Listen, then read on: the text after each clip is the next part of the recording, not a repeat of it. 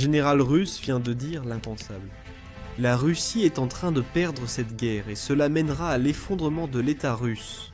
Ce langage est inédit, surtout venant d'un haut gradé militaire très respecté. Le général Léonid Ivoucha n'est pas pro-occidental. En fait, il déteste l'OTAN et il déteste l'Occident. Mais il aime la Russie. Et c'est pourquoi il avertit les Russes que Poutine a condamné le pays à une défaite stratégique. L'avertissement du général est en fait confirmé par la panique de l'armée russe. Le chef d'état-major de Poutine, Valery Gerasimov, a été pris en flagrant délit de mensonge envers Poutine au sujet de l'encerclement des forces ukrainiennes. Cette tromperie prouve que l'armée couvre nos échecs pour éviter une purge politique. Tout commence avec des commandants compétents, ce qui manque de plus en plus à la Russie. Ce n'est pas moi qui le dis, ce sont les Russes eux-mêmes qui parlent de la gravité de la situation des commandants. Écoutez plutôt. Il y a un problème. Voici le problème.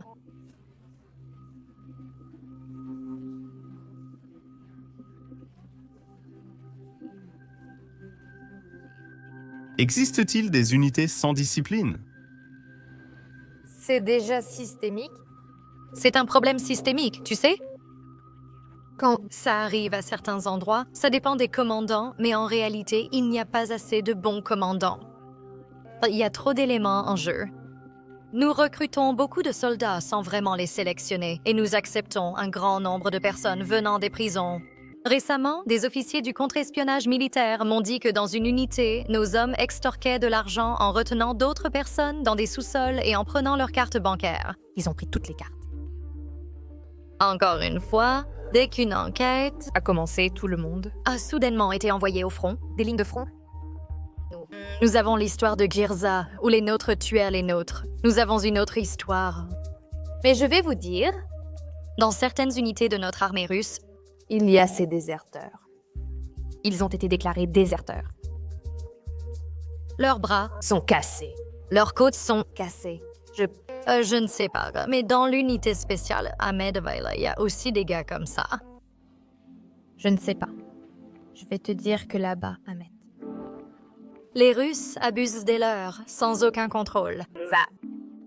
Quand il n'y a pas de contrôle ni de supervision, L'anarchie s'installe. nous faisons semblant que ce problème n'existe pas, mais il existe. Nous ne renvoyons pas les soldats parce qu'ils ont l'hépatite ou le virus de l'immunodéficience humaine. Ils continuent à se battre. Pour l'instant, c'est au front, mais il y a un risque que cela se propage. Plus profondément. C'est exactement ce que souligne aussi le général Léonid. Les soldats russes sont maltraités par leurs propres commandants incompétents, et les élites russes qui travaillent depuis le Kremlin donnent des ordres sur la manière de mener cette invasion. Maintenant, pour comprendre pourquoi c'est si important, regardons qui est ce type. C'est l'une des personnalités les plus respectées du pays. Il a été un haut conseiller au ministère de la Défense de l'Union soviétique, et en plus de cela, il a été ministre en chef des affaires générales avant l'effondrement de l'Union soviétique. Après l'effondrement, il a aussi joué un rôle clé dans la reconstruction de l'État russe. Il a compté parmi les figures majeures du ministère de la Défense russe dans les années 90. De 1996 à 2001, il a dirigé la principale direction des affaires militaires internationales. En gros, c'était le département responsable de tout ce qui concernait l'armée russe et les armées étrangères. Leurs départements ont des noms étranges, mais ce poste restait clairement important. Cette expérience lui a offert une perspective unique sur les erreurs de la Russie lors de cette invasion. En fait, en janvier 2022, donc juste un mois avant que Poutine ne lance son opération militaire spéciale, le général Léonid a publiquement prédit pourquoi cette invasion serait une erreur. Et devinez quoi ? Presque toutes ses prédictions se sont réalisées. En 2022, il a dit qu'une guerre prolongée avec l'Ukraine affaiblirait l'économie russe et aggraverait une crise démographique déjà imminente. Il a également dit qu'à l'international, cette guerre avec l'Ukraine ferait perdre des alliés à la Russie et risquerait une guerre totale avec l'OTAN. Eh bien, devinez quoi, il a raison sur presque tous ces points. Nous savons déjà que l'opération militaire spéciale de 3 jours de Poutine a duré bien plus longtemps. Et la crise démographique de la Russie, eh bien, c'est devenu la chose la plus dangereuse pour l'État russe. Le taux de natalité en Russie est au plus bas depuis 2 siècles. Et ce, bien que Poutine et le Kremlin défendent des politiques censées augmenter la natalité, je suppose. Comme toujours avec Poutine, rien ne se déroule comme prévu. À l'international, ce général a tout juste dans ses prévisions. La Russie tente de nouer des liens avec des pays comme la Corée du Nord et l'Iran. Et le président russe Poutine ne peut même pas voyager dans la moitié des pays du monde. C'est pour ça qu'il n'a pas pu aller au sommet des Brésil, Russie, Inde, Chine, Afrique du Sud en Afrique du Sud. Et c'est pour ça qu'il ne peut même pas aller à un seul sommet du G20 depuis que tout cela a commencé. Si ce n'est pas perdre des amis, je ne sais plus ce que c'est. Le général Léonide l'avait prédit dès janvier 2022 avant que Poutine ne lance l'invasion. Et en plus de cela, avec sa déclaration à l'époque, il a en fait appelé Poutine à démissionner, ou il a appelé le Parlement russe à le forcer à quitter le pouvoir. Maintenant, je suis sûr que vous savez ce qui arrive à toute autre personne qui dit quelque chose comme ça en Russie. En général, ils se tirent d'8 balles dans la tête eux-mêmes. Mais cet homme vit toujours librement en Russie, et il continue de critiquer la guerre de Poutine. Cela montre à quel point quelqu'un comme lui est important, au point même que Poutine ne peut pas l'atteindre. Et bien tout récemment, il a lâché sa toute dernière bombe. Il a dénoncé la maltraitance des soldats russes par les commandants russes. Il a déclaré, et je cite, « Aucun pays ne peut gagner une guerre de cette façon ». Il a aussi accusé Poutine d'avoir mené la Russie à une défaite stratégique. Puis, il utilise les mots mêmes de Poutine contre lui. Vous voyez, en juin 2024, Poutine lui-même a déclaré qu'une défaite stratégique de la Russie sur le champ de bataille signifierait la fin de l'histoire millénaire de l'Empire russe. Eh bien, devinez quoi ? Le général Léonide montre maintenant cette déclaration et dit que Poutine conduit en quelque sorte la Russie vers une défaite stratégique. Cela signifie que la Russie va s'effondrer. En plus de cela, il a aussi pris le temps de se moquer du sabre nucléaire habituel de Poutine. Il a affirmé que le Kremlin mettait en avant ses nouveaux missiles comme le Poséidon et l'Orouchnik, mais qu'il ne protégerait pas la Russie en cas de guerre avec les États-Unis. Je vais maintenant citer cette partie presque mot à mot. J'espère que vous voyez à quel point cette déclaration est folle. Citation. En réalité, les États-Unis nous détruiraient avant que nos missiles n'atteignent leur cible, même si nous parvenions à les lancer. Fin de citation. C'est une déclaration incroyable d'un général russe. Il évoque également les récentes déclarations de Poutine, affirmant que les troupes russes auraient encerclé les Ukrainiens à Pokharas. Il dit que même si la Russie contrôle la ville, ce n'est qu'un succès tactique mineur. Au niveau stratégique, la Russie a subi toutes les défaites imaginables. En lisant tout cela, je suis choqué que ce type vive encore en Russie et se promène librement. Mais ce qu'il dénonce est certainement vrai.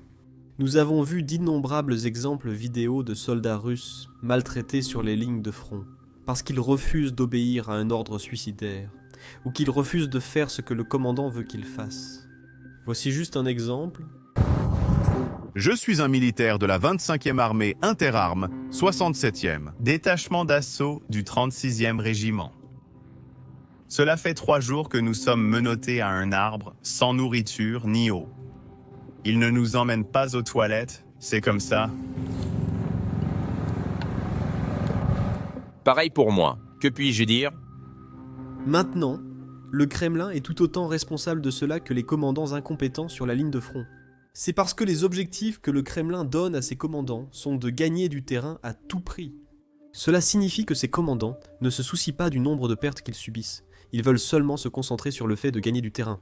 C'est pourquoi ils envoient sans cesse de nouvelles recrues et soldats russes, vague après vague, dans les lignes de tir ukrainiennes.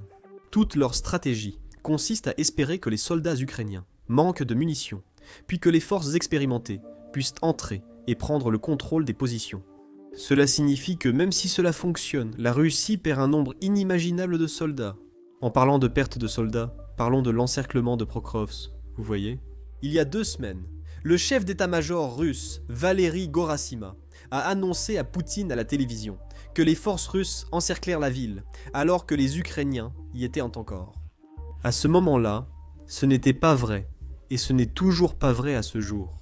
C'est précisément pour cette raison que de nombreux blogueurs de guerre russes étaient extrêmement en colère. Ils dénoncent, maintenant, avec colère, Gerasimov pour avoir menti effrontément à Vladimir Poutine au sujet des progrès militaires en Ukraine. Ils ont souligné que l'incident illustre le problème persistant des faux rapports. Il y a quelques semaines, certains commentateurs attentifs l'ont remarqué. La carte en arrière-plan de la vidéo de la défense russe affichait des positions russes plusieurs kilomètres plus à l'ouest que ce qu'avaient rapporté Russes ou Ukrainiens. Des analystes open source les avaient évalués indépendamment. Le briefing de Poutine-Gerasimov a prouvé que ce n'était pas uniquement formel, mais rapporté directement au commandant suprême. Gerasimov a déclaré que Prokrovsk, Miranahard étaient encerclés, 31 bataillons ukrainiens étant pris au piège par les forces russes. Au fait, juste pour information, un bataillon compte environ 300 à 1000 soldats. Donc, ce gaz affirme en gros que jusqu'à 31 000 soldats ukrainiens étaient encerclés par les Russes. Ce qui est tout simplement faux. Parce que ce n'est tout simplement pas comme ça que les combats se déroulent sur les lignes de front. Le gars russe qui est censé informer Poutine de tous les progrès sur la ligne de front ne sait même pas comment les combats se déroulent. De plus, Poutine est réputé pour ne pas utiliser de smartphone. Cela a été confirmé par des défecteurs du Kremlin et aussi par le Kremlin lui-même. Je suppose qu'il a vu ce qui est arrivé au Hezbollah, donc il ne veut prendre aucun risque. Cela signifie que toutes les informations qu'il reçoit viennent essentiellement de personnes comme Gerasimov et de gens de son cercle rapproché. Ils peuvent donc lui mentir sur la ligne de front et s'en sortir, jusqu'à ce que cela devienne impossible. Quoi qu'il en soit, même les commentateurs russes rejettent désormais l'affirmation de Gerasimov sur l'encerclement de la ville par la Russie.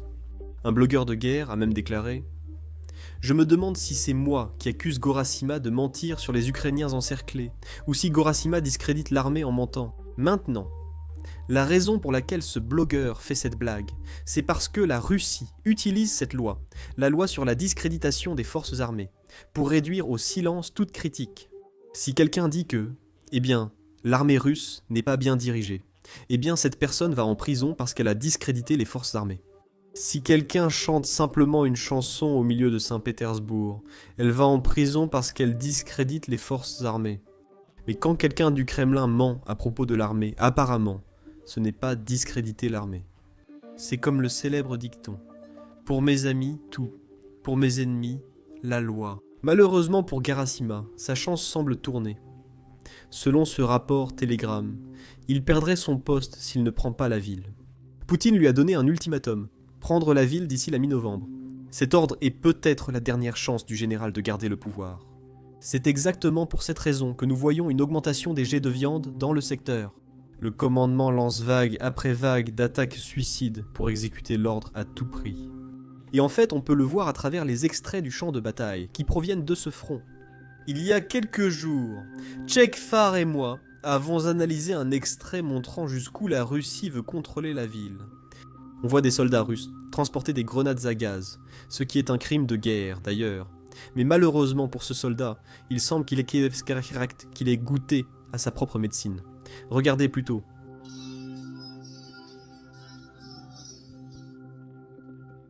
Ouais, donc voici un extrait vraiment intéressant. Et je l'ai regardé plusieurs fois. Donc, quelque chose que ces gars-là ont est vraiment en train de prendre feu.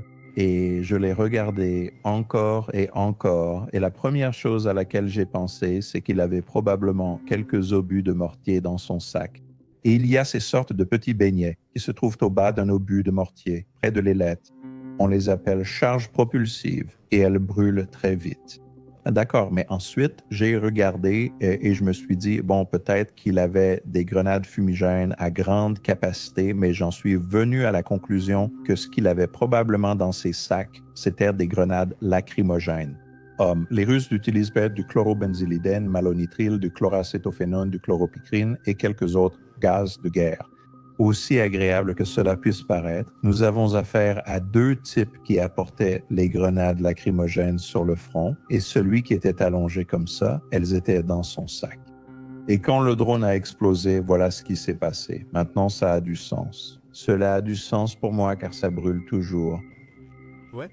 Donc, je pense que je regarde un gaz lacrymogène à haute capacité ou un agent anti-émeute qui se déclenche. D'accord. Ça explique aussi pourquoi ces types entrent dans la fumée, mais personne ne se relève ni ne rampe pour s'éloigner. Ils sont en train d'être empoisonnés. L'autre chose que le médecin de la brigade nous disait, c'est qu'il soigne des victimes de gaz et certains de ces gars meurent et on ne meurt pas forcément, à cause des gaz lacrymogènes. Quelque chose. Ouais. Donc, tu sais, j'ai fait un reportage pour le Kiev Post il y a quelques semaines et c'était à propos d'eux. C'était mon 3e reportage sur l'utilisation d'agents de guerre chimiques par les Russes et il y a eu au moins 2 cas. Ils ont déterminé que les soldats ukrainiens qui sont morts ont été exposés à des organophosphates, qui est le terme technique pour insecticide. Mais les organophosphates sont aussi la base du gaz neurotoxique. Le gaz neurotoxique a en réalité été découvert par des chimistes allemands cherchant à créer un insecticide. Oui, c'est super. Je crois que nous voyons ici des armes chimiques russes. Malheureusement, je m'adresse ici à nos invités russes qui nous écoutent. Je suis désolé que ces galaxies aient littéralement été anéanties par leurs propres armes chimiques, mais je pense que c'est ce qui s'est passé. Maintenant, cet extrait n'est qu'une petite partie de ce que nous faisons chaque semaine sur Basics Insider. Nous ne pouvons pas montrer tous les extraits de Battlefield sur YouTube, car cela enfreint ces règles. C'est pourquoi nous avons créé notre propre plateforme, Business Basics. Là-bas, nous n'avons aucune restriction. Donc nous pouvons vous offrir une couverture non censurée de ce qui se passe en Ukraine et de ce qui se passe dans le monde entier. Nous n'avons pas à flouter ce que des annonceurs n'aiment pas, car il n'y a pas de publicité sur le site. Votre soutien fait vivre le site. Si vous souhaitez voir des analyses de champs de bataille chaque semaine, rejoignez-nous. Vous devriez absolument aller jeter un œil à notre plateforme en cliquant sur le lien dans la description ou en scannant le code QR affiché à l'écran. Rendez-vous simplement sur basicsinsider.com. En rejoignant, vous pourrez regarder cet épisode en entier ainsi que de nombreux autres contenus déjà disponibles sur la plateforme. En plus de cela, vous soutiendrez la chaîne et notre travail. Alors merci beaucoup. Je m'appelle Sam et je vous retrouve la semaine prochaine.